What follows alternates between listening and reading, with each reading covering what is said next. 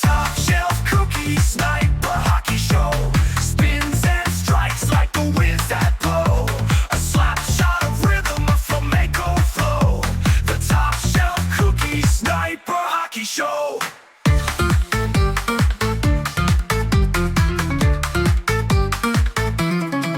Hello, everybody, and welcome to episode number 106 of the Top Shelf Cookie Sniper Hockey Show.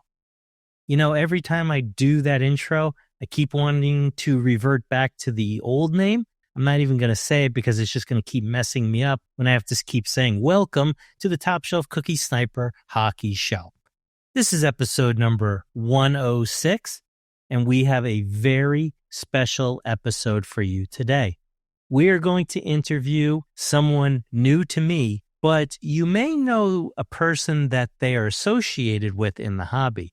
Basically, what we're going to do is we're going to interview the spouse of a hockey card collector. Now, we're going to get some insight as far as things that they do together, how they handle his collection, and a bunch of other interesting answers from our special guest. We're not going to tell you who it is. We're going to wait a little bit because we just want to go over some quick little information before we get into our interview.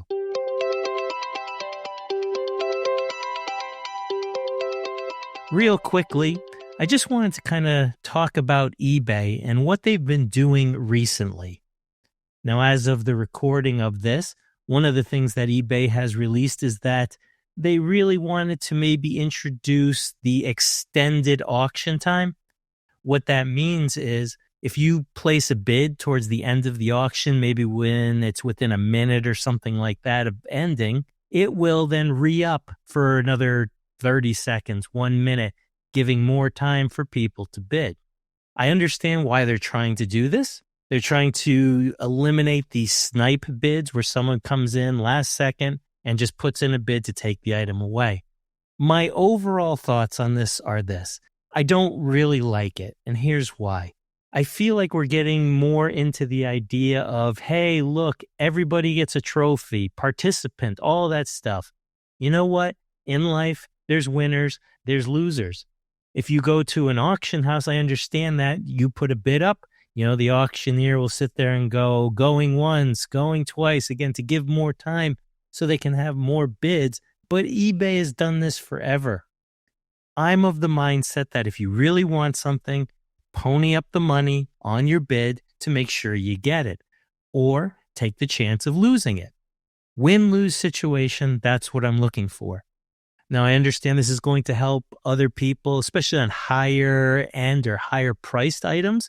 This way they can get a better amount, so it's not, a low amount of a card that should be a lot higher. But at the end of it all, I just like the idea that if you are doing the eBay thing, you kind of have one of a couple of different strategies. It's either you put in the most you want to pay for the card and see how it washes out, or you try to snipe the card, again, putting in a bid at the last, 5 seconds or what have you. There are services out there that you can pay for that will put those snipe bids in for you. Now, on top of that, the only other way you could do it is simply find the card and buy it now. This way, you're assured of getting it. I don't know if this is a good thing, but I'm not sure if it's a bad thing either. So I just wanted to give you my overall thoughts on that policy that eBay's thinking of instilling. Now, as of today, as of when I recorded this intro, eBay also announced that they're going to do something as far as bid verification.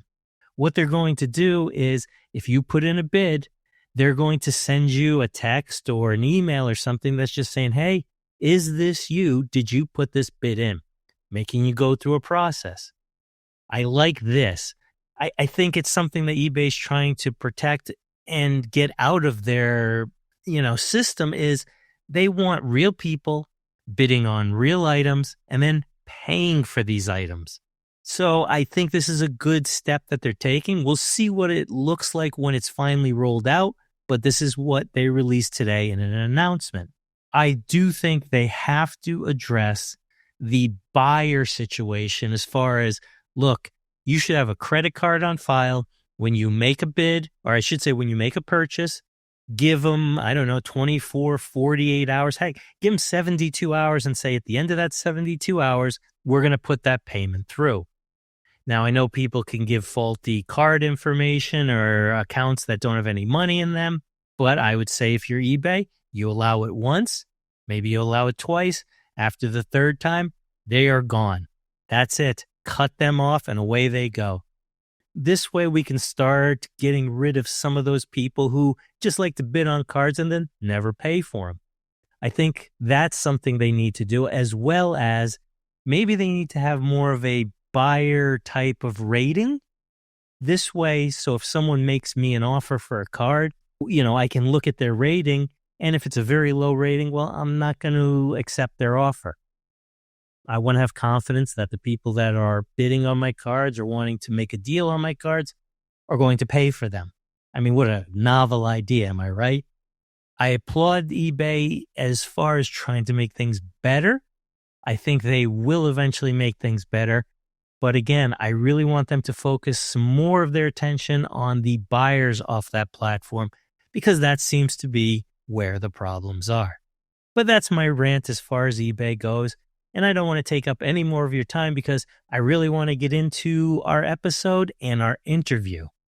Now, as mentioned, I had the opportunity to sit down with someone who is a friend of mine, a hobby friend of mine, but it's not him that we're interested in. So the person I'm talking about is California Dave. You beautiful man, you! We all know California Dave. He's the wonderful co-host of Friday Nights with Phil. He's got a great Instagram account where he shows some really cool cards. And I just got to say, he's just a really cool dude. I really like hanging out with him up in Toronto. I like talking with him online or having him on the show. But even though he's that interesting, he's that nice, we're more interested in his spouse. So today we're going to interview California Dave's wife. Her name is Rebecca. And I have to say right off the bat that this is one of my more enjoyable interviews. Not saying that the other ones aren't, but what you're going to see is Rebecca is very different from anybody else that we've had on this show. And I thought it was a wonderful interview. So without further ado, here's our interview with Rebecca primarily and California Dave in the background. I hope you enjoy it. Rebecca is the wind beneath Dave's wings. She gives him the strength to do anything. Oh, Rebecca. Oh, oh, oh, oh. Hello, everybody, and welcome to our latest episode of the Top Shelf Cookie Sniper Hockey Show podcast. We always like to listen to people when they tell us as far as things that they like to hear on the show. One of the things that we've heard from a lot of people is they like the diversity of guests. Well, today, I think we have a wonderful guest. On the show today, we're actually flipping the card table and hearing from the other half of somebody who's not even in the hobby, but is associated with someone in the hobby. That's right. We're going to talk with Rebecca. Now, for those of you who know California Dave, this is his spouse. Now, we all know Dave from Fridays with Phil. Wonderful show. But Rebecca is the wind beneath his wings, the loving support that allows him and facilitates him to do all the great things that he does online. So we're going to get her unfiltered take on what it's like to live with a collector like Dave. So get ready, grab your favorite beverage, maybe hide that latest eBay delivery that you got, because we're going to sit down with the spousal side of the hobby. So we'd like to welcome Rebecca and California Dave. Both of you, welcome to the show, and thank you so much for being on. Of course. Thanks. Thanks for having us. Rebecca, so let's just start off with one question right off the bat. Leading up to this, did you start thinking to yourself, where did my life go off the tracks that I'm now doing an interview on a hockey podcast with my husband? Did that thought kind of cross your mind early on? Yes, I did not see this in my life plan at any point now. It's good because when I mentioned this to Dave a little while back, he was interested in the idea. And I said, if your wife gets on board with this, we're going to have a great conversation. And I think that's what we're going to do today. Yeah, for sure. Okay. So why don't we start with you, Rebecca? We're going to kind of, move Dave off to the side a little bit. Why don't you kind of tell us just a little bit about yourself, maybe about you and Dave, how long you've been together, just a little sprinkle of yourself. Okay. Well, David and I met in college, so we were pretty young. I think I was 19 when we met, and we were married when I was 20. So it was very quick. How old were you? 22, I think. So we were both young. Finished college. We both graduated at the same time. And that's when we moved to California. So we've been in California it's been 24 years now, 24 and a half years. We have 5 kids together. So most of my life, most of my time, most of my focus over the last 25 years has been raising kids. That's great. So now you have 5 children plus your husband, so 6 total. Yeah. Oh, yeah. Yes, you got it. He is my big kid. He's my oldest child for sure. Yeah, our kids With the most expensive hobby, too. for sure. He is my most expensive child. Yes, that is definitely true. Yeah, our kids our youngest is 17 now, and our oldest is 23. So they're all semi-adults, still keeping us busy. They all live with us still. So it's a full house. And I am an elementary school librarian. I've been doing that for a couple years now, and I love it. I'm going to say right off the bat, that's very interesting. Like you said, you have a big household. You have a very interesting job on top of it. So obviously, then my next question is, do you have time to do anything else other than take care of your family, take care of Dave, make sure he's all set? It seems like you probably have a pretty busy schedule. It's pretty busy for sure. Yeah, but I do make time to read. I'm a librarian, so yes, I do love to read. I like to travel a little bit, mostly to visit my family.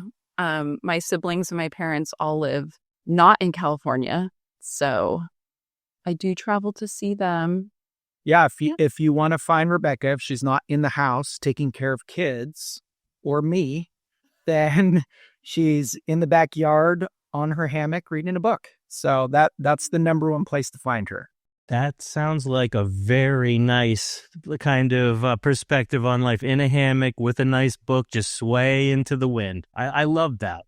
Yeah, away from the TV with the hockey game on and me Yeah. listing cards in the background. So Yeah. that's not, she's, It's me hiding. That's what's happening. yeah. Let me ask you this next question then. Rebecca, are you a card collector at all? I am not. I am not a card collector. I have almost no interest in sports at all. So I liked watching my kids play sports. I like watching David play hockey occasionally. But as far as like following professional sports, not at all. Not at all. Then you are the perfect person to have on this podcast, by far. You mentioned you're a librarian. What's a little something that you would just like the people to know about you? Just a little something. You mentioned you like reading. That you are a librarian. You don't like sports cards. Give us one more interesting fact about yourself. I'm an animal lover. So if I do have a collection of any kind, it would be animals. We have a lot of pets, and it's all my fault. I'm going to ask how many? What do we have right now? 8, maybe? We have 2 dogs, 3 cats, a rabbit, a tortoise, and as of this past weekend, we now have a snake. The snake was not my idea. That was my daughter. But I mean, I accept the snake. It's fine. He's part of the family now. Apparently, yes. And Dave, I'll bring you in now. So why don't you share, she shared a little something about herself. We've talked to you before, so we know a lot about you. Why don't you share something about your wife through your eyes? My wife, Rebecca, is extremely supportive of my hobbies and everything that I do. Like for reals though, she knows like how much the hobby means to me. She knows how much sports means to me. She gives me the space to be able to do those things.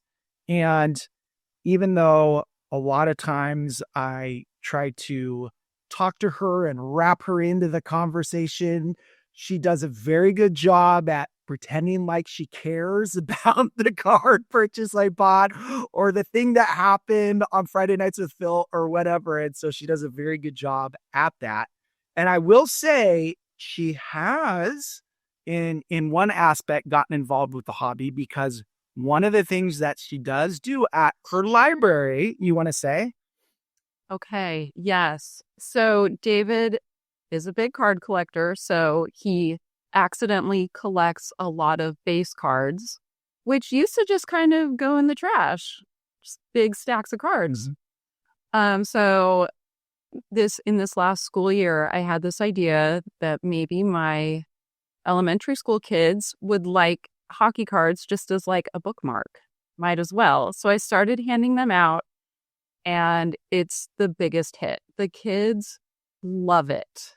And it's funny, like, I can't tell them if cards are worth anything. Like, I know they're not really worth anything because they're base cards, but they have like created their own Idea of value. So like if a card is shiny, that's more valuable. Or if it has a number on the back, what are those numbers called?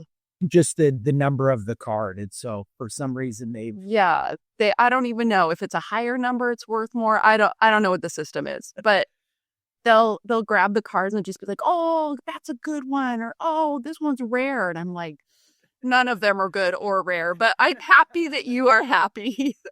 they do really like the space cards. So anything for Metal Universe, it has base cards. Those are the biggest hits for the base cards. They love the space cards. So it's really cute. I'm happy.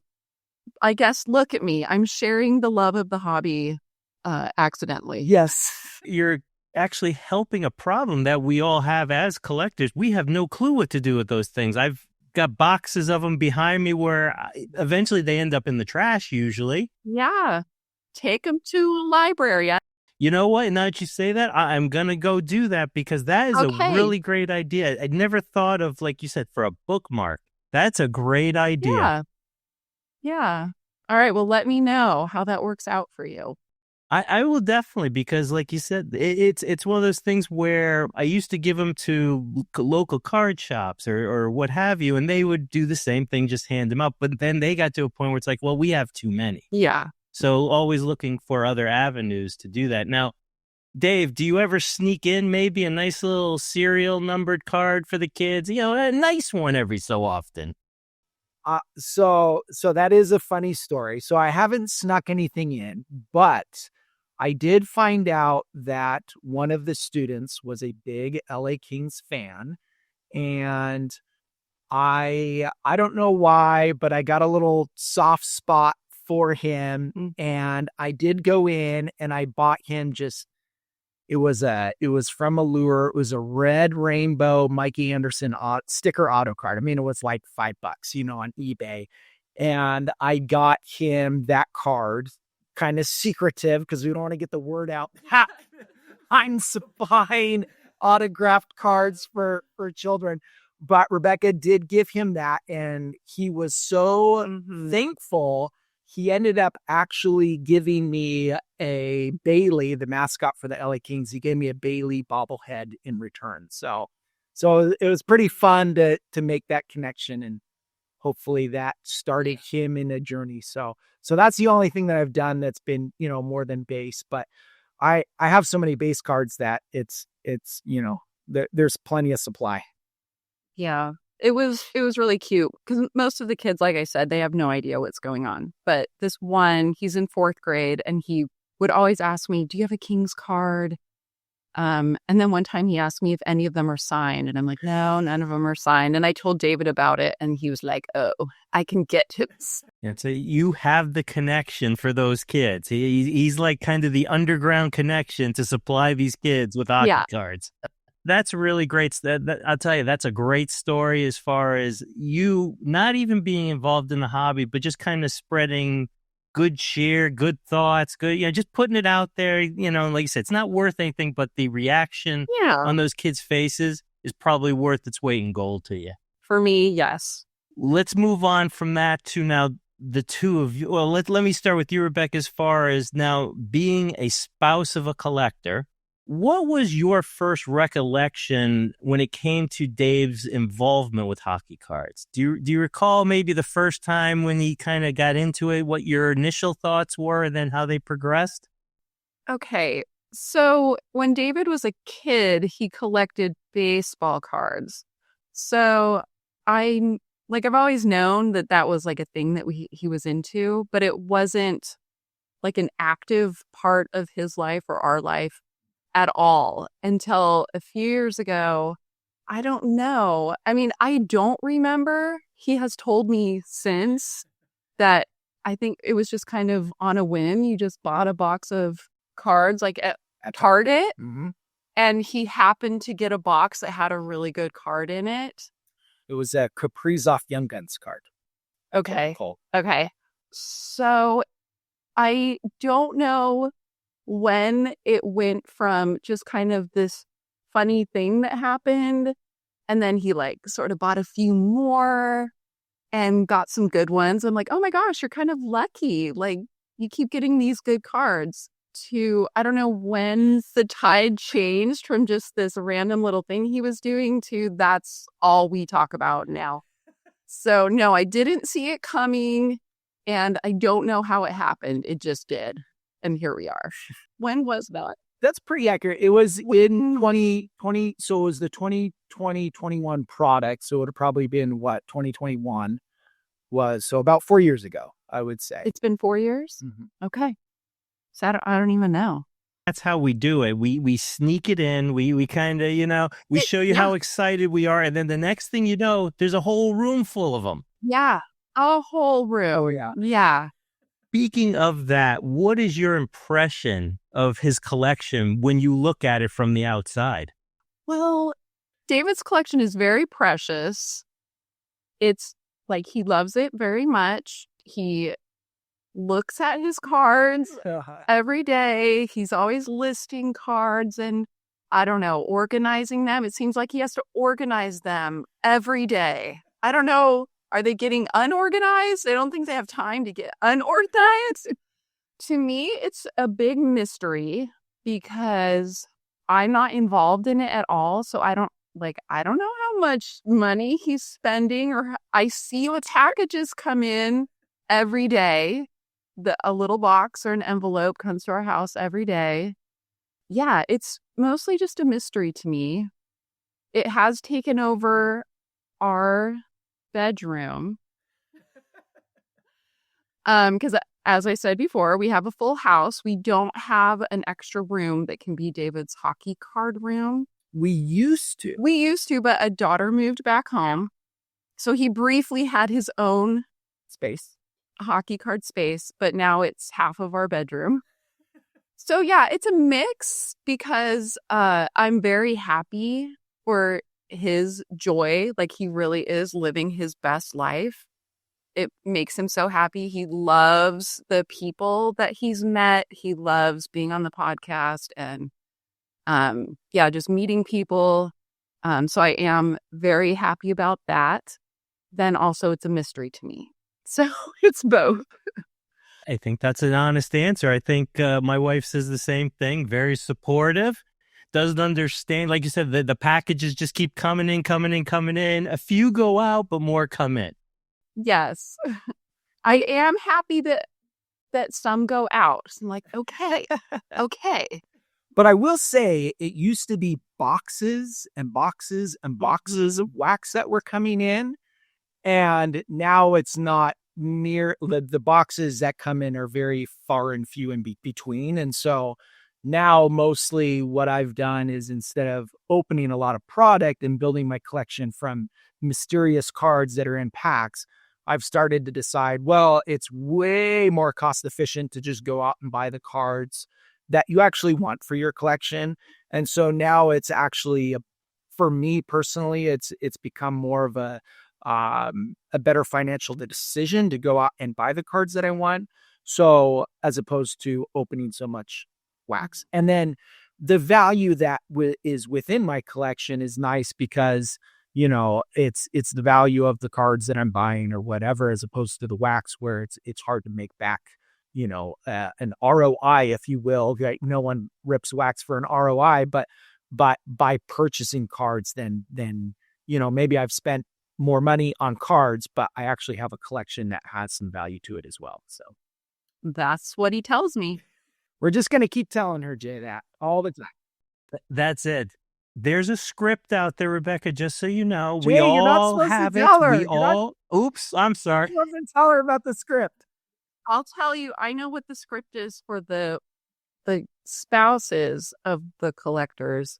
When David tells me how much a card is worth, I say, only if you sell it. That's a great line. That is a good point. Yeah. She says that a lot. Nice. Yes, it is only worth it if you sip it. Otherwise, it's just a square of cardboard in a box in my house. Yep. That's worth nothing until it goes out that door. Exactly. That's right. It's hard to pull the wool over her eyes, Jay. Yeah, this is what I'm dealing with. So But that's a good thing. I get the joy, like the value, the joy. There is value in that. But yeah. So that actually segues nice into my next question. You were talking about money that's spent. Now I know Dave, and Dave's very responsible. He is. He cares about his family. So Yes, he does. how do you view it when it comes to, like you said, you see these purchases coming in? Do you feel that same sense of he's got this under control where the family comes first and then the hobby comes after that? Yes. We're good. Like, we are in a good financial place. Like, I know he's not spending more than our family can afford. So that it's not a concern, and I am grateful for that. It would be a problem if, like, maybe we couldn't afford just our normal lives, but I trust that he is making wise financial decisions within his hobby. Okay, Dave, now do you want to tell her the truth when it comes to those quote unquote wise financial decisions? Yes, I could be wrong. I will say this, Jay, really, when I was buying a lot of wax, I felt like, even though I could afford it, I felt like it wasn't the best financial decisions because even though I liked it and I enjoyed it, the value that I was getting from it wasn't that awesome, right? And so as I changed my habits to where now I'm more going after cards, I feel a lot better about my collecting habits and my spending habits because I feel like the things that I'm buying have value as opposed to a box that's just a mystery and could have no value in it. And so now I know, like, if I go out and spend $100 on a card, that card's worth $100, right? And even so much that I've adapted and changed as I've collected to where I think I used to maybe do a little bit of rookie chasing. And now it's really difficult for me to buy a modern day player unless it's a McDavid, Ovechkin, a Crosby, maybe a Kaprizov or a Cale Makar type of player.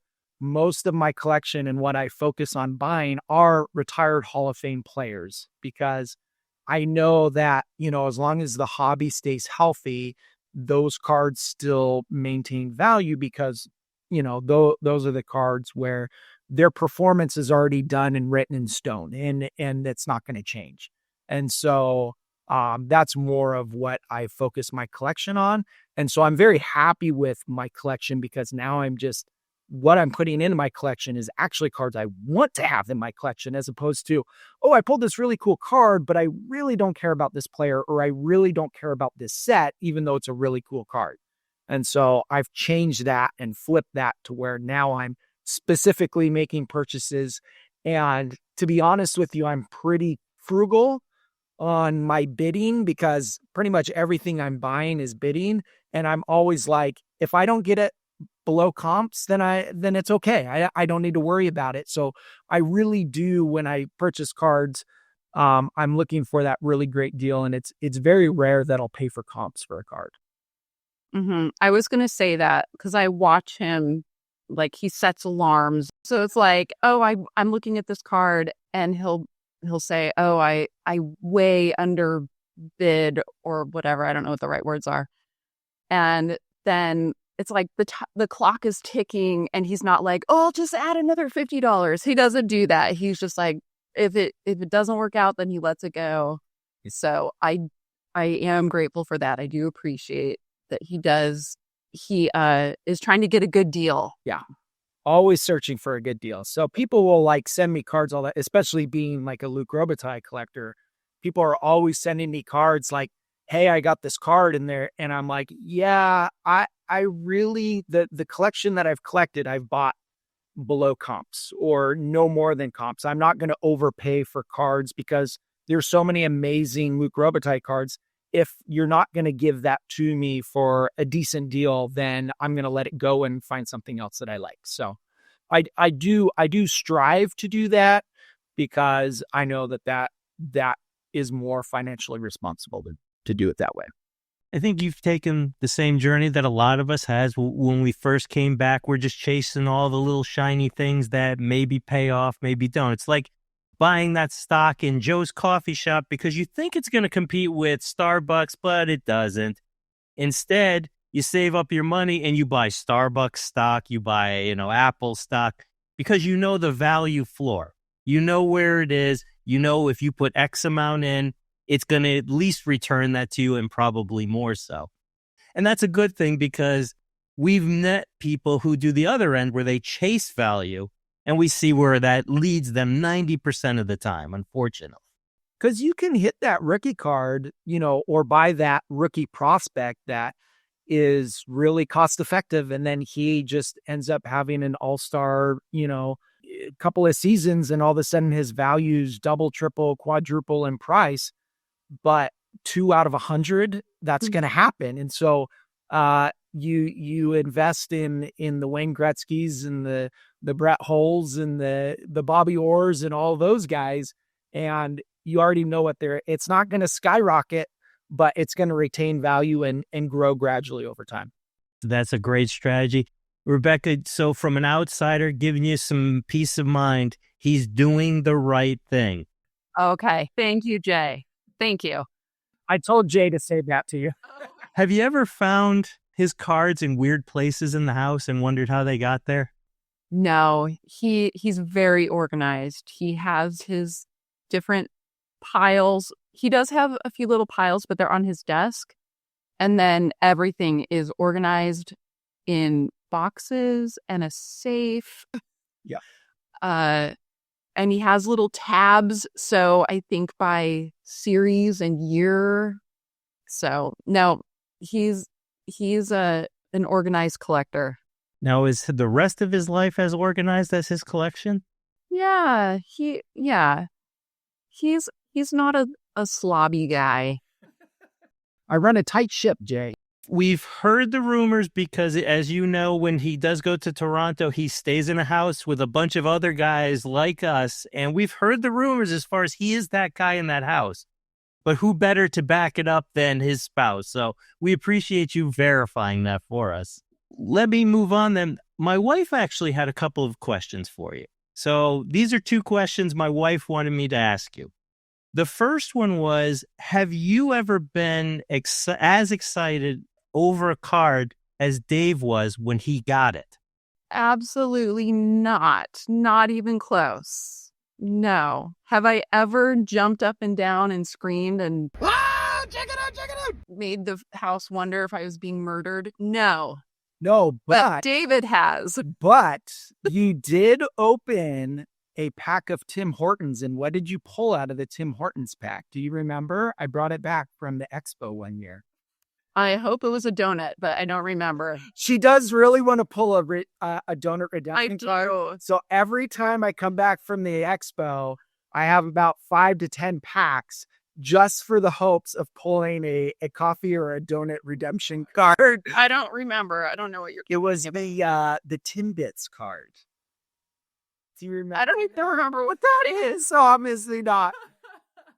She did pull a Brendan Gallagher Timbits card. It's the one where they have the picture of them young and they're playing and you move the card around and it changes. Sad. So you can see how much I don't care. But when I came back from the expo, I was like, oh, these Timbit cards, those are the cards I want to pull. And she opened 5 packs and one of the packs had I got the Timbits cards. case hit. Yeah, you were very excited. Funny you say, you talked about those donut redemptions. I actually got 2 of them the last time I was in Canada. Oh, Now- okay, fun. Unfortunately, I'm not a big donut guy. So what I'm going to do, though, from now on, when that happens, they're going to be in the mail to your house, to you, because I know you'll appreciate them. I need to get a donut reception. The next question was what you mentioned before that you love to read. So she also wants to know what else kind of keeps you entertained while Dave does his card stuff. Oh no. Help me. What do I do? And you could blame her for this difficult question. I will. I feel like Go I'm ahead. always busy. Yeah. You have to realize Rebecca literally is like the glue of this house. We have a lot of kids, we have a lot of adult children who don't quite know how to adult yet.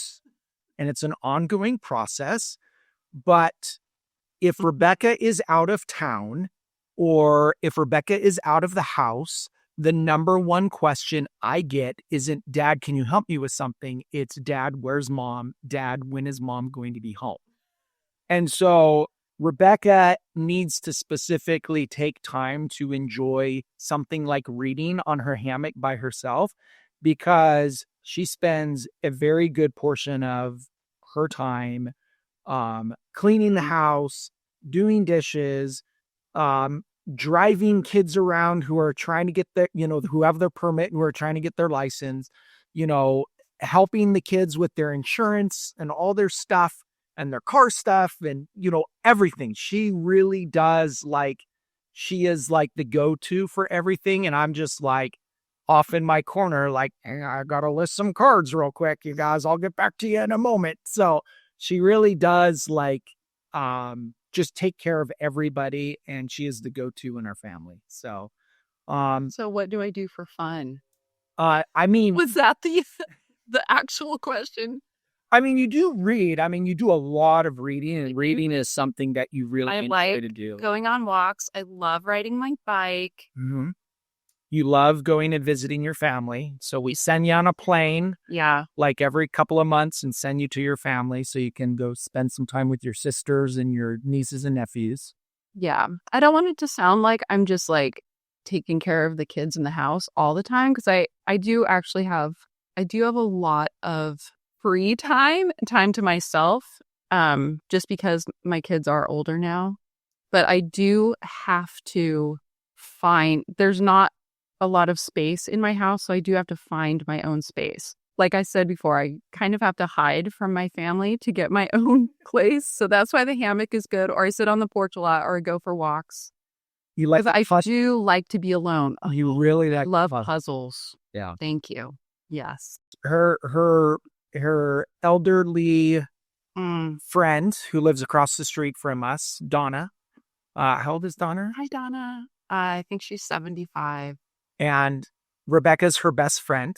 And Rebecca goes there often and goes puzzling with her at least every week. And so, or there's generally a puzzle being fit, right on our kitchen table or wherever. So, and we've actually, even Jay, we've done some puzzle competitions together. We have, yes, Rebecca's wrote. David is a puzzler too. I'm a puzzler. When I'm not listing cards, I'm building some puzzles. So. Okay. I didn't expect this, but we're going to keep on this topic. Explain to me, what is a competition like? Yeah. See, David, and you guys, you have The hockey card experts. conventions. Yes. There are puzzle conventions. So the big one we did a couple years ago was the nationals, which makes it sound like we're very good at puzzles, but anyone can go. So we competed in the pairs competition. So there were 100 pairs in one room. It was like a ballroom at a hotel or something. Just all these tables set up, and it was just 3, 2, 1, go. Everyone opens the box. Everyone has the exact same puzzle, and we just start building. So it was a 500-piece puzzle. We came in, I think, 62nd place. You had to get top 50 to get to the finals. Yeah. So we There just missed out. There were 2 rounds of 100 pairs, and you had to make top 50 in either round to make it to the final. We were so close. Couple minutes off. Yeah. Just gotta. Maybe next year. But it is so fun. It's so fun. You're making it sound amazing. The fact that there's a national, I mean, just perks me up right away. I know. There's an international in like Spain. Yeah. That It's big time. That one you do have to qualify for. It is pretty funny because the puzzle we fit, I can't remember what our time was, but it was around 50 minutes. The people that took first place did it in like 20 something minutes. So I think it was 20. They did it in 24 minutes, I think, and it took us 50. We had like the border fit, and our pieces flipped over, and they're like, done. We're like, what? Yes, people are very good. Puzzlers are very good. Yeah. They're very fast. We're good. David and I are good. Yeah. We have won some local competitions. Yes, we have some ones at libraries. At a library. Yeah, we mean business when we go. The libraries we've cleaned up on pretty good. So we've actually done pretty good with the library local competitions. We just need to stick to the local circuit. Yeah, exactly. That's our circuit. As you're explaining that, one of the things that comes to my mind, I don't know if you recall the movie The Color of Money, Tom Cruise and Paul Newman. Yes. It was basically a continuation of The Hustler, the pool movie. Yes. One of the things they did in the movie was on their way, Paul Newman wanted to train Tom Cruise, so he would take them on the road to go into these pool halls to hustle people. This is exactly what I'm picturing for you two guys. You hit the road, you go to these little towns that don't know or whatever, and you enter these local competitions, and you walk out with the prize money, even though you guys have been at the national. Yes. Yeah, what is the prize money for the, it's like, For the you get like a puzzle stand or like at the library, you get to keep the puzzle. Yeah. No, I think everybody keeps the puzzle, right? Yours is just the winners that keep the puzzle. The one at the international, you win, there's money. There's like $500 or $1,000 or something like that for the winner. It's not a lot of money, but it's still fun. We need to one day see a video of this of a competition that you guys, do, because I got to be real honest with you. This is a little fascinating to me right now. I didn't even know this existed. Yes, this is like a California Dave secret reveal. Kind of is. Breaking news on Jay's podcast. That's perfect. That's perfect because he's got such a squeaky clean image in our world. So to have this kind of pop up, and then my last question on this is, do they test for performance enhancing drugs before these competitions? If people are doing these things in under 20 minutes, I mean, come on, there's something. Oh, it's a good thing they don't. It's a good thing they don't, Jay. Lots of monster drinks going in right before, Well, that's great. Thank you for sharing that with me. Now, let's move on now to the relationship side as far as the both of you. And one of the first things that I know in my life and a lot of people's life is that balance between the hobby and the family time. So maybe talk about that, how you both kind of deal with, Dave has his hobby time, but also his family time. And then Rebecca, you have your own time. And again, then back to the family time. How do you guys keep that balance? How do we keep that balance? I think because David got into the hobby when our kids were older, it hasn't been a problem. If he had been spending as much time as he does when we had little kids, that would not have been good. That's true. Yeah. And as much as he travels for it, and yeah, I mean, it does take up a lot of his time. But at this point in our marriage and our family, I think it's fine because I really value my alone time. So when he's distracted by the cards, then I don't have to entertain him. He needs to be entertained I do. at all times. I do, Jay. This is a cry for help, Jay. He needs to be entertained at all times. And so it's actually, I think it's good for us because he has something to do and I can go do my own thing. And because our kids are older and they're living their own lives. They all have jobs or are going to school. So it's not like, we're sitting down to eat dinner together as a family every night like we did when they were younger. Yeah, we're all just busy in our own ways. So I don't feel like it has really affected us in a negative way just because of the stage of life we're in. Yeah, probably in a positive way, just because, like Rebecca said, I am a person who needs to be busy and needs to be doing something at all times. And so Rebecca feels the burden like, oh, I'm the person who has to entertain you. But, as I came into this hobby and there's so many outlets that now that I have with it, with going to shows and doing the Friday night show and all of that, that it keeps me very busy. And so, and all the aspects of it, I really, really enjoy. And so it keeps me busy in a good, positive way. It's things that I want to be doing and things I want to spend time doing. And so it probably actually helps. And then, I'm a planner and I like to plan trips and things. And so we do, I force Rebecca to go on a trip with me every year. And so we go and have some good fun times and then come back to our lives. So, yeah. But I do make her, like we were in Hawaii for 10 days and we were there for 2 Fridays of those 10 days. And so she did let me do the podcast while we were in Hawaii. So she gave me my time, but she actually liked it because I was going to say, it was actually like, oh, thank goodness. David is going to do his podcast tonight. So I can just relax. We don't have to go jump off a cliff or go snorkeling or go hiking. Like I can just relax while David's recording and I can just read my book. Can't I just read my book? So yeah, the hobby's been a positive thing for our relationship, I would say. Rebecca, you need to have Dave buy you a t-shirt that says, I just want to read my book. Yeah. Yes. How many times have I said that? Please just let me read my book. I mean, the shirt you're wearing right now is bookworm. I am reading a book Perfect. shirt right now. I'm a librarian. I do wear a lot of book themed shirts. Then when it comes to Rebecca, when it comes to his hobby, what's something you admire about his passion when it comes to his collecting? Is there anything that you kind of look at and you kind of say, you know what, I really appreciate or admire something about it? Not just in his hockey card collection, but just in general, I've always admired his confidence. And that shows through in his hockey hobby as well, especially with the podcast, getting to podcast with the Gong Show guys. I don't know how he does it. How he can just be like, yeah, I'll be on a podcast. Cool. Like being on this podcast right now. I mean, I was so nervous today just thinking about it. And I texted David ahead of maybe an hour ago, like, are we really doing this?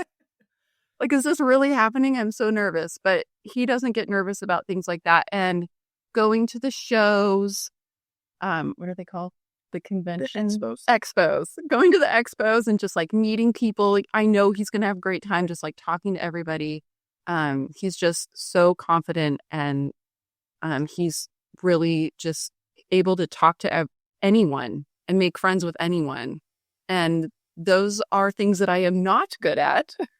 And I don't understand how he does it. So, yeah, I do admire that about him. I can speak for your husband.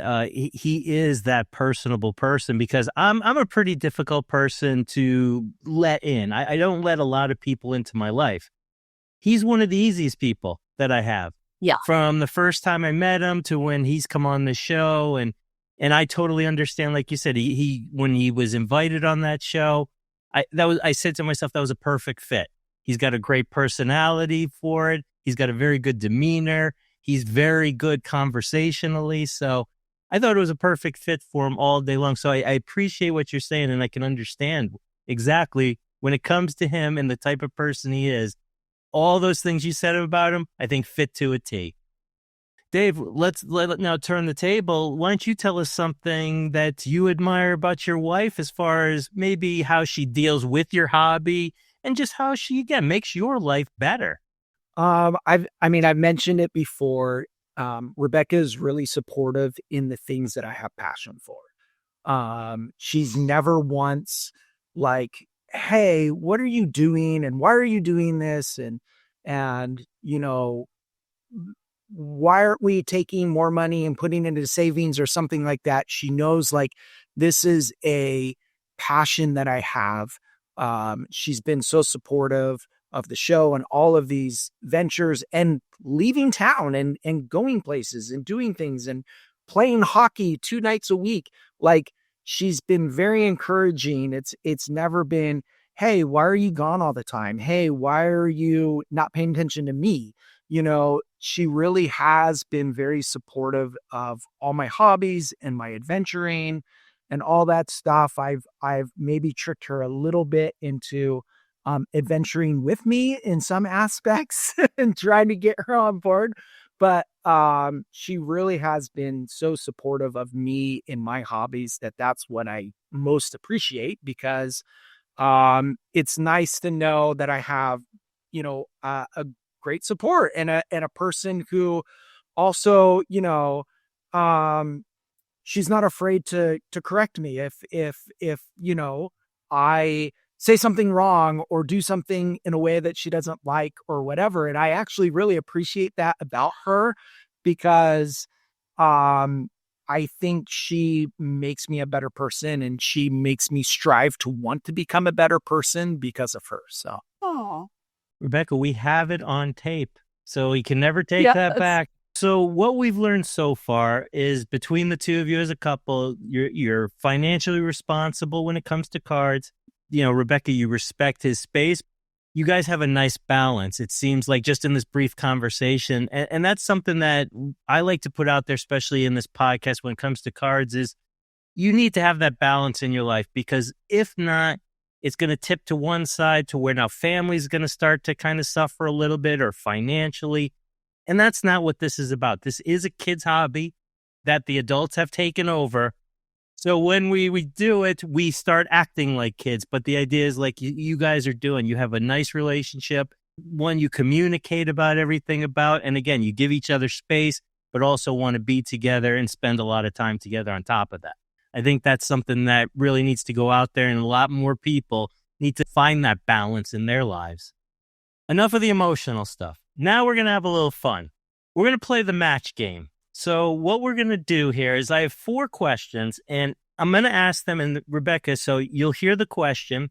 Dave, you'll hear the question. Dave, I want you to write down the answer out of sight. And then when she gives her answer, you'll reveal. And we're going to see if you guys, according to the game, are a good match. I don't think that's going to be a problem, but. Okay. So the first question, Rebecca, for you, and give it a say, you can think about it, is how many sports type hats do you think Dave has? uh-oh. Okay. Am I supposed to answer or? Well, wait, let him write it down. And then once he writes it down. You can't cheat. Okay. Yeah. His hats are right in front of me. So, okay. So like a team. Any hat.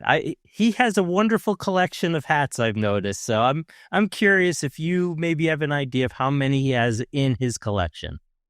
Okay. I'm going to say 10 / he has a few more that he only wears to work. Should I count those? No, those are work hats. Those are nice. Okay. I'm going to say 10. The answer actually is 6, because I have about 4 hats that I really like, but they're like surf related hats.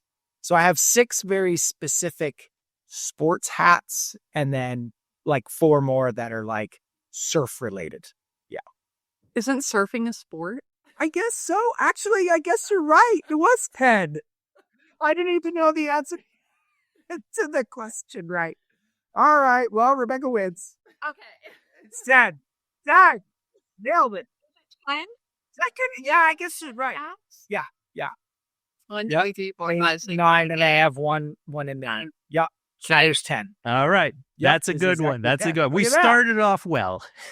Am I supposed to know the answer to my own question, Jay? Is that what we're trying to figure out? I mean, you do the best we can. It was just like the show. I mean, we're you do the best you can. All right. Here's the next one for you. Rebecca, on your first date, what was Dave wearing? I mean, I Dave, I hope you know. don't know the actual answer, but I'm going to guess it was a big like surfer themed t-shirt, like maybe like a Vans t-shirt or Hurley or something, and then giant jeans Cargo. or giant cargo pants. This was 1998. So, and then big Vans. I know for sure he was wearing Vans because that's all he wore were like the big skater shoes. Yeah. And he was wearing his bleached blonde hair, just like split right down the middle, a little long, a little California boy. Yep. Yeah. I'm going to have to say she's probably pretty accurate. I don't remember what I wore yesterday, so I'm definitely not going to remember what I wore on our first date in 1990. But did you have any other outfits than what I just described? No, I don't think so. My shirts were like double XL. They were super baggy. My cargo pants had the pockets on the side, super baggy. I had giant Vans. And yeah, I had big Vans. Yeah. They were like big. Yeah. And I had my bleached blonde hair. I had to meet my surfer look. Yeah. So, I had to track them in somehow, Jay. Yeah. I'm from Maryland. I went to school from Maryland and he came to the same school from California. So he was my first California boy and he lured me in with those big shoes. I will say I did not lure her in with my look, Jay, but for fall break, I did take her to California. That's what lured her in. She visited California for the first time with me. That's was a traitor. Yep. Okay, so you introduced her to that West Coast lifestyle because I'm from the East Coast too, so I understand where you come from. Okay. Yeah. And once I went out to California, different lifestyle out there. I love it. It is different. I love it. So I can understand that's the allure. And then on top of it, I mean, come on, XL clothes and Vans. I mean, how do you pass up with that great smile, right? It was the style of the 90s, man. All right. You're doing great so far. Next question, a little bit tougher. I went and looked at Dave's last card post on Instagram. He posted a 2023-2024 The Cup Keith Kachuk Basic Patch Auto numbered 5 out of 10. Rebecca, my question to you is, how much do you think that card is worth? Okay, I have no idea. Except I know the cup is a fancy box. So it's not cheap. And he's looking it up, and I appreciate that. I'm looking up I have an idea, but I'm looking it up to get it. Okay, it's numbered, right? It's numbered 5 out of 10. Yep. The cup. Yep. $300. $300. Dave, how much is that card worth, do you think? I bought that card. I won the auction for $54. Oh, I'm so happy to hear that. Which is why I was so excited to get that card. Like I said, I'm a savvy buyer. That card for $54, that is an insanely incredible card. Okay. See, I have no idea. Is a cup box like $300? No, the cup box are like $1,000. Yes. Yeah. Okay. That's a tough question. Here's the last question. You mentioned before that that he's on the Gong Show with, I'll give you this. He's on with Phil. Do you know the names of the guys on the other show, on the Hockey Card Gong Show? There's 3 of them. One of them does a show with your husband, and then there's 2 more. Okay. I know. Yep. I know Phil is on the Gong Show and Josh. I'm very familiar with Josh. Is it Louie? Okay. Baba Louie? There you go. A.A. Ryan? I don't think anyone's supposed to know his real name. I think that's his top secret. Is that his real name? I don't think we know his real name. Don't screw it up, buddy. But yes, that is Baba Louie's real name is Ryan. His last name is Louie. So he goes by his last name. Okay. Yep. All right. Little insider information, you know. See, we're just leaking all kinds of stuff here today. This is wonderful. On that subject of social media. So, as you said, your husband's on a great show called Friday Nights with Phil, where he does an amazing job. Have you ever watched that show? I have not watched a full episode. I get on probably most weeks for like 1 minute. At first, okay, when David first started going on the show, he always had technical issues and he would get frustrated. And I would hear noises of frustration coming from the room. So I kind of got in the habit of getting on just to make sure he made it and that everything was okay. So now he's got that all worked out. And yeah, so I'll still get on just to see what's happening for just a minute. But no, I don't watch it. Every once in a while we see a little. Yeah, I have commented a few times. Yep. Probably after every single episode, David does show me a highlight from the show. Like, okay, you have to watch this part. It's so funny. Phil says the funniest thing, or this happened, or this person commented. So I am exposed to the episode. But I'm supportive. I care because he cares. So I don't want to say I pretend like I care because I do care.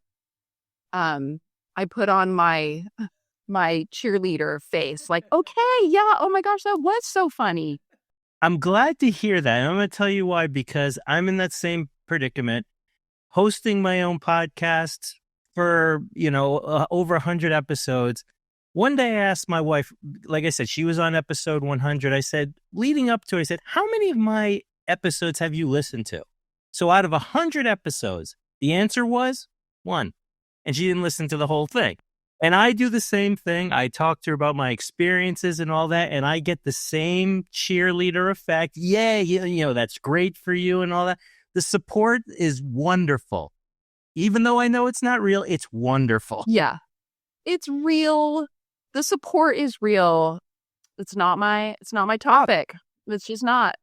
She's supportive, but she's also real in the fact that this is not her interest. So she's not going to force herself to do something that's not interesting to her. It's interesting to me. And it's okay. Yeah. And it's totally fine because we all have our own interests.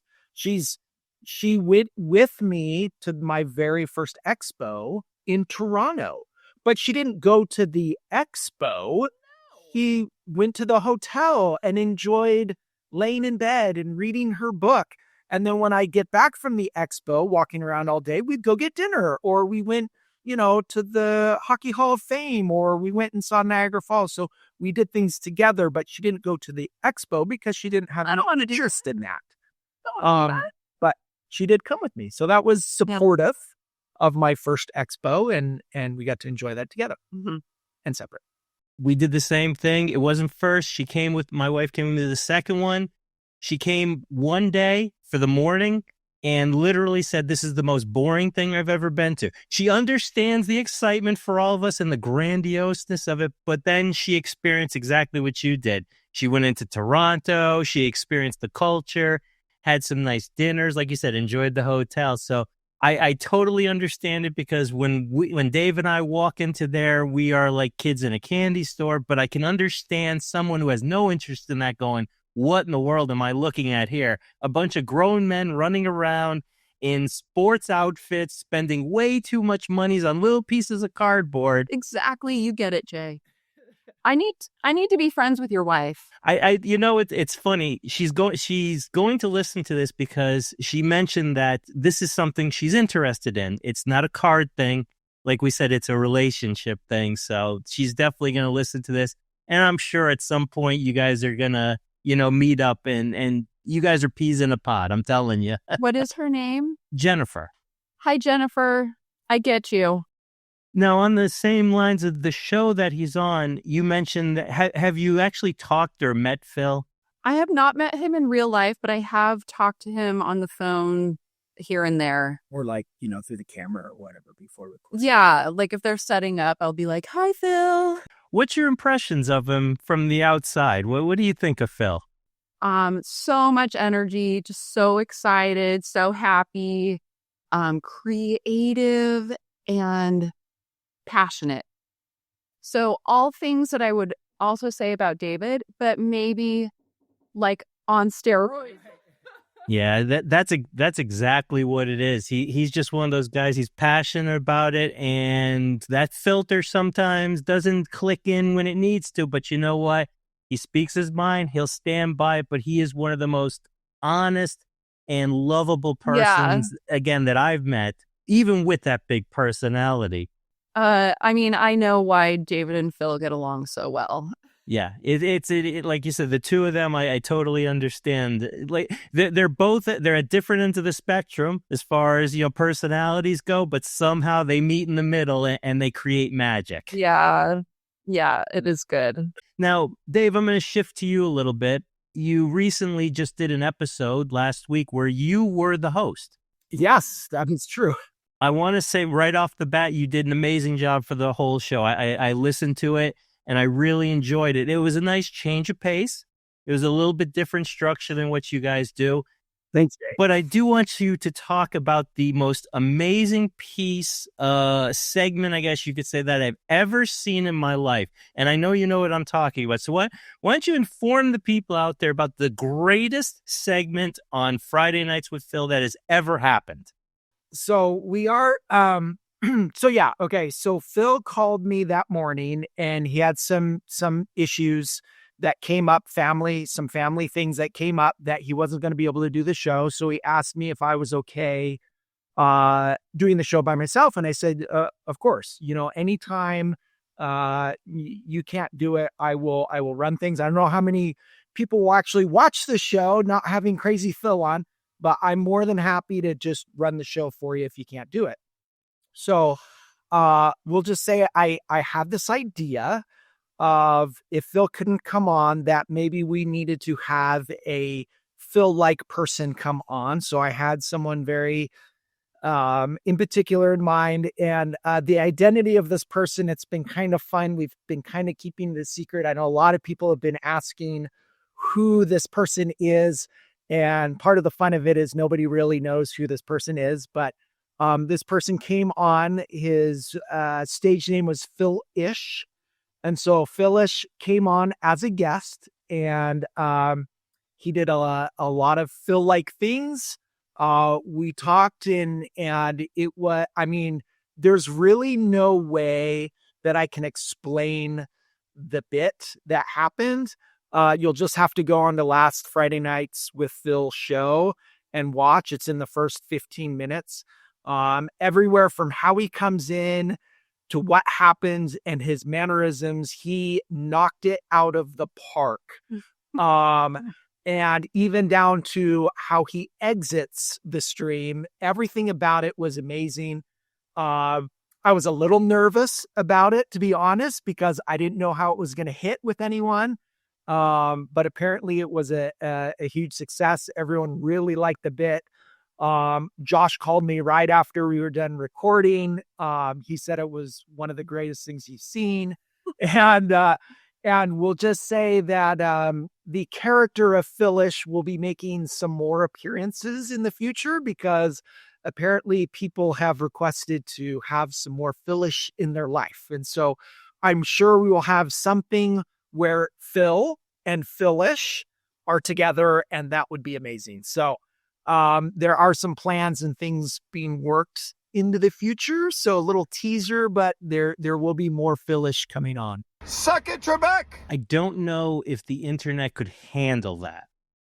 But I'm going to tune in because that sounds like the most, again, what you guys did that night. I'm not even going to give it away because I want people to go see it. So like he mentioned, if you haven't seen this, go check out the last Fridays with Phil, where Dave is the host. The first 15 minutes will change your life. I don't know how else to explain it. I'll put it to you this way. 10 of those views were me just rewinding that same part over and over again. And just picking up little nuances and just laughing the entire time. I will say this.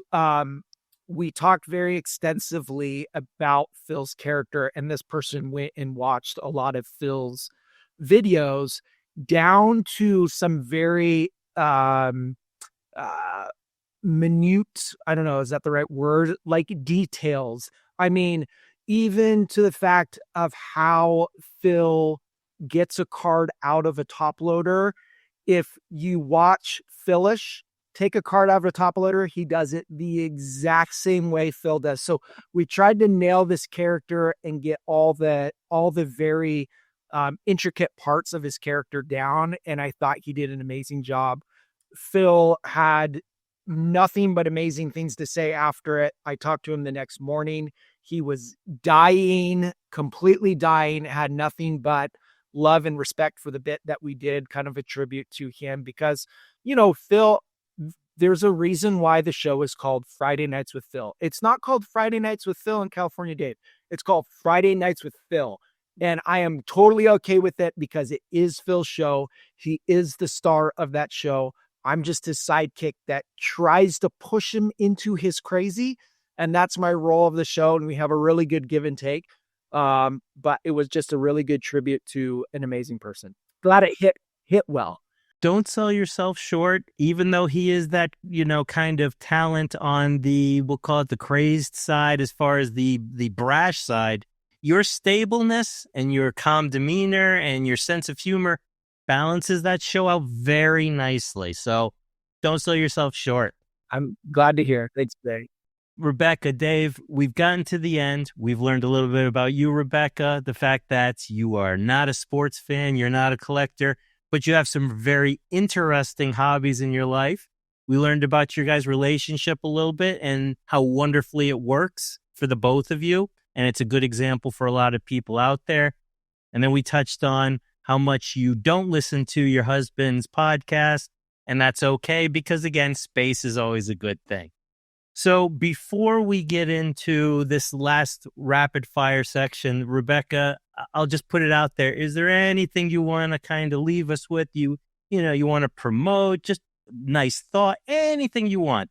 The show is yours for the next minute or so, whatever you want to say. I have nothing to promote. I'm not on social media.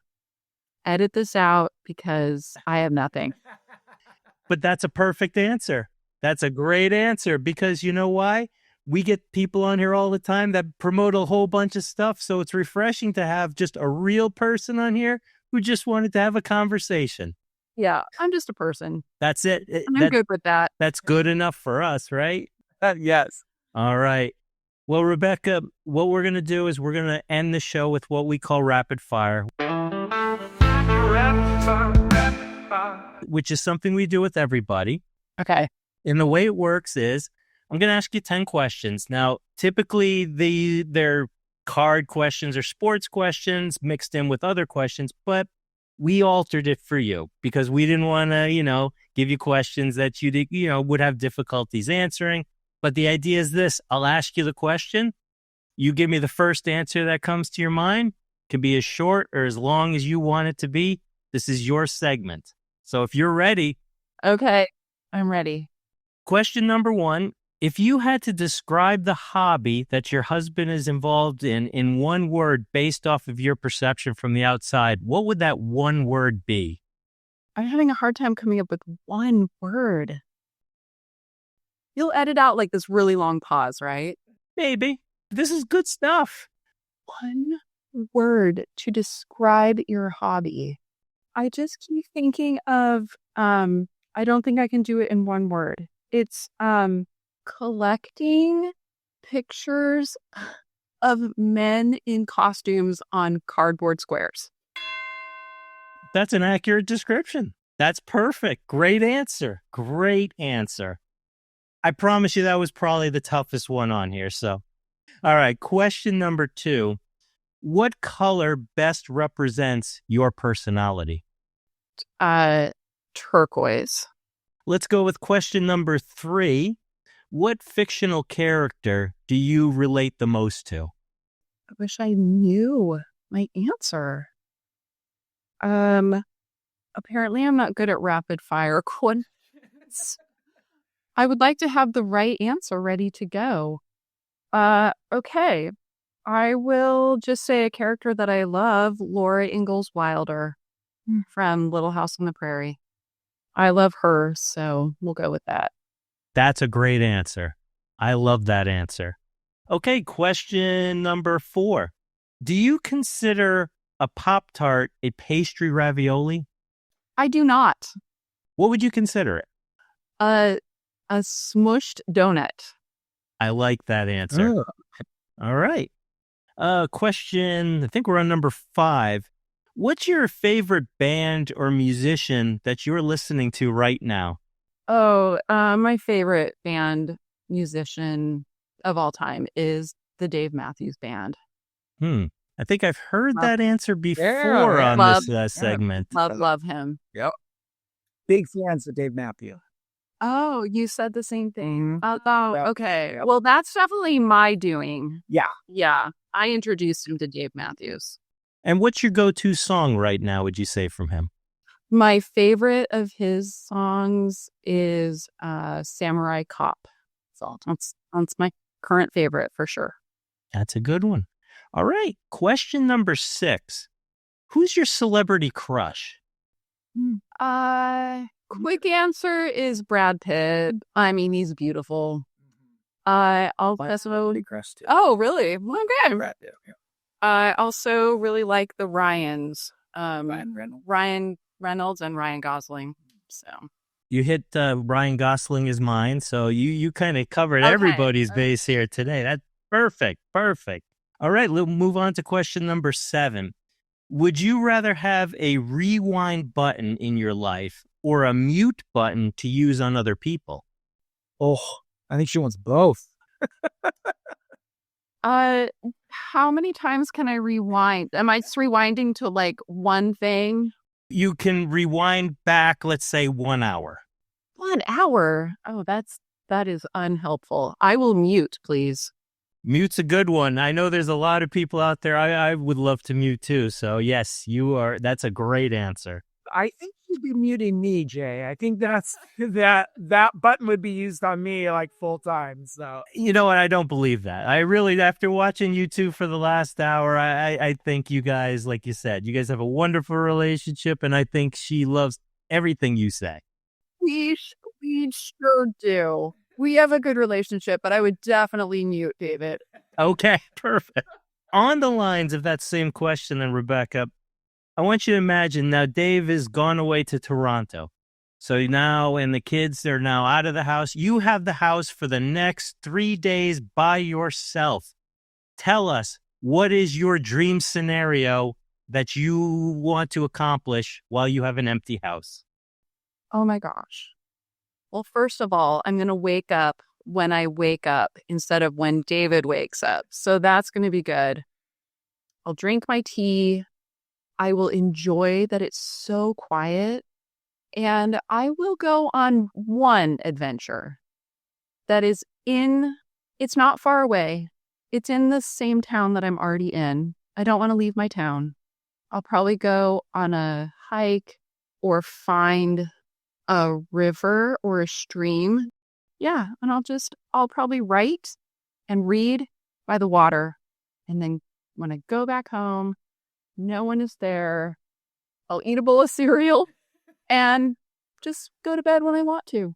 You know what? I think a lot of us would sign up for that right now. And on top of it, what we're hearing is, Dave, you need to go to every Toronto Expo and give her the opportunity, right? Exactly. That's what we're all hearing.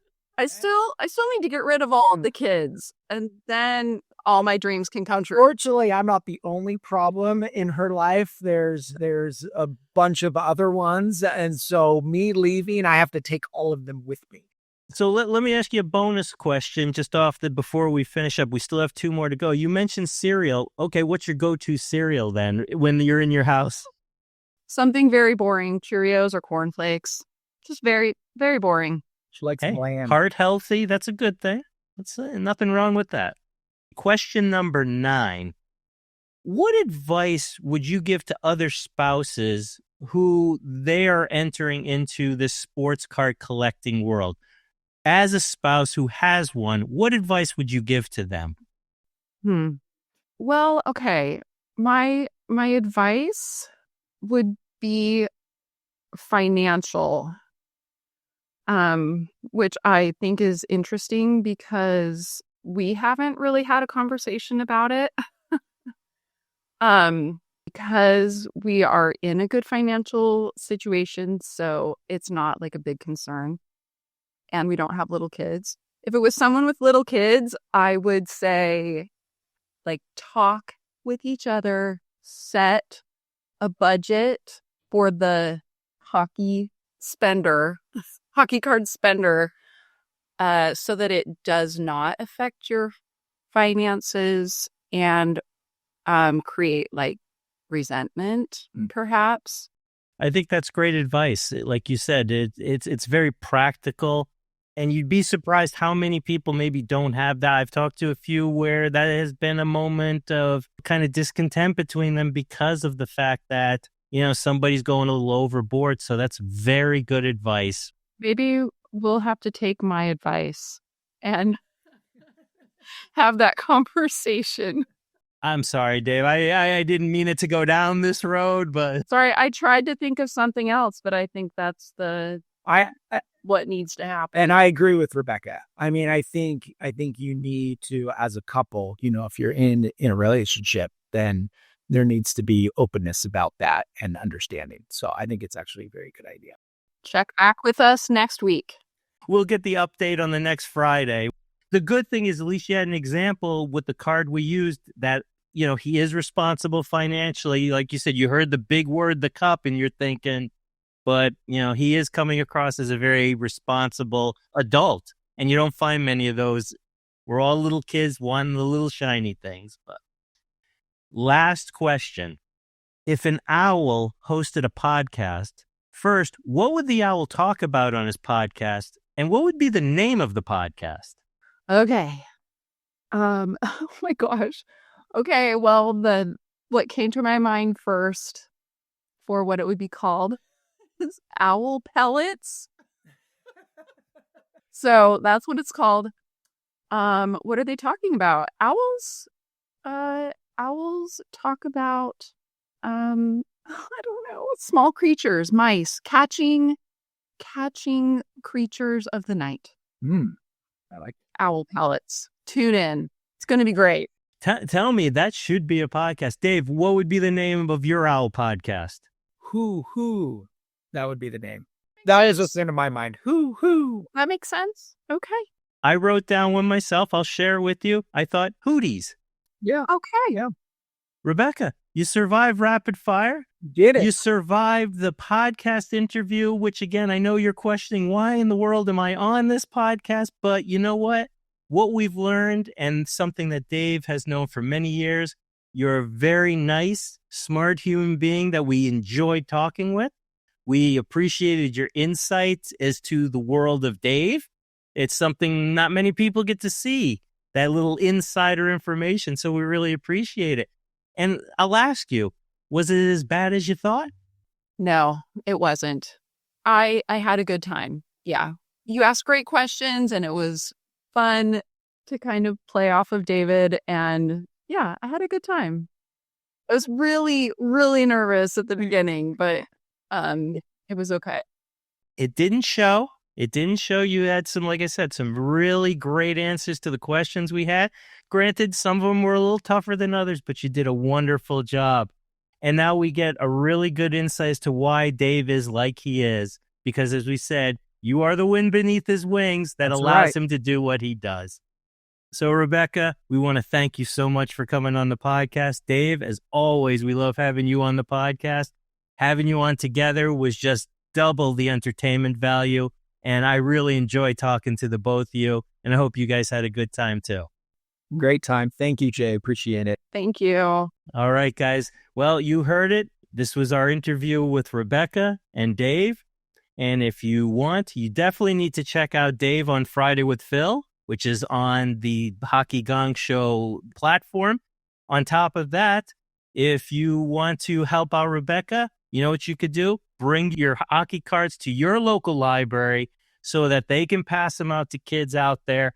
And when that happens, send Dave a quick message to say that you heard the podcast and you're following along, spreading that vibe out there. So hopefully more libraries get some more base hockey cards that the kids can enjoy. All right, guys. Thank you so much for being on the podcast. We would love to have you on again in the near future to maybe do round 2. Yeah. Okay, idea for that. Thank you.